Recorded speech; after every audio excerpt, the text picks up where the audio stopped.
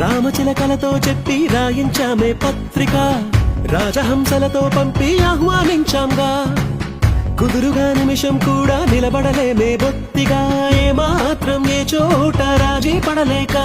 చుట్టాలందరికీ ఆనందంతో కళ్ళు చెమర్చేలా, గిట్టని వాళ్ళైనా ఆశ్చర్యంతో కన్నులు వచ్చేలా. కలల్లోనైనా కన్నామా, కథలైనా విన్నామా, ఈ వైభోగం అపురూపం అనుకుంటానమ్మా.